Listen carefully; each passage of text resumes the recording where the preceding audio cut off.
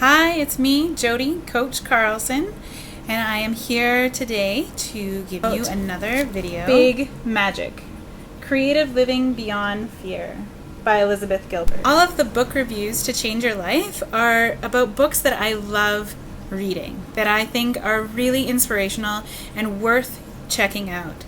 I will never review a book that I don't absolutely love, because I would much rather share what I love than rant about what I hate. So today, I want to share with you why I love Big Magic by Elizabeth Gilbert. My previous experience with Elizabeth Gilbert has been through her autobiographies Eat, Pray, Love and Committed. And in both of those autobios, she is sharing her personal stories of self-discovery and her personal aha realization moments. Now, in both of those books, it is not her intention to be motivational, but her readers who love the books found them to be quite inspirational and motivational, myself included. This time, in Big Magic, the intention to motivate is much stronger. And it's not from her own sense of ego that, oh, I know everything, so let me teach you, little one. No, it's rather from those readers who have made her into the teacher for so long that she feels obligated to share with that sense of motivation and inspiration. So I really love the tone of that more present motivation in this of her three books that I have read. There are more, and they're definitely on my list to read for sure. I also love how Elizabeth Gilbert approaches fear. Fear is a popular topic of our times, and the book begins that way. And I think it's fascinating that this topic is so popular.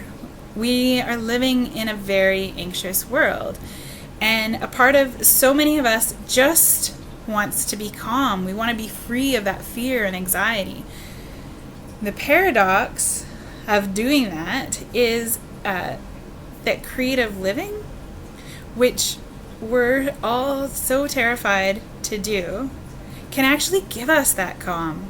Now, Gilbert doesn't address this directly, but it was a very strong message that I learned while reading this book, was that creative living may not always be secure, safe, or even comfortable.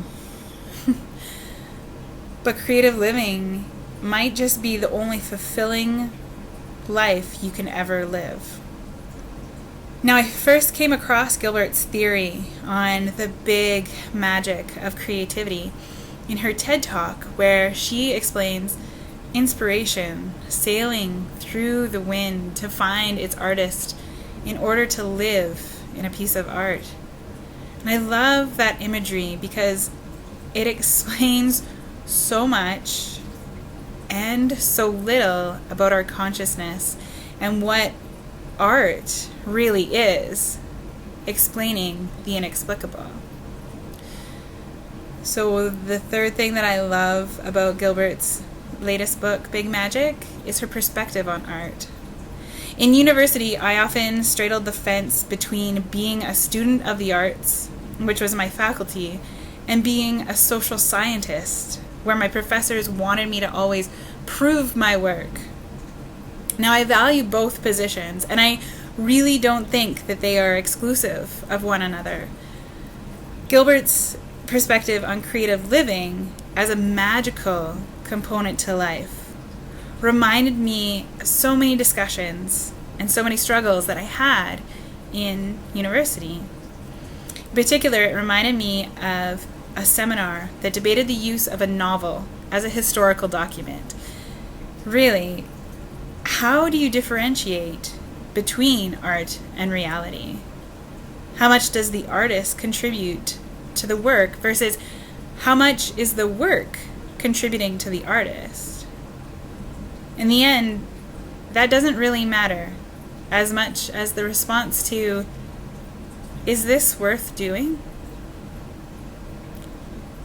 And for me, that response is always yes. That moment was worth it. Good or bad, definitely worth it. It's your turn. Read this book, Big Magic, Creative Living Beyond Fear. Share your perspectives on it. What did you think of Big Magic?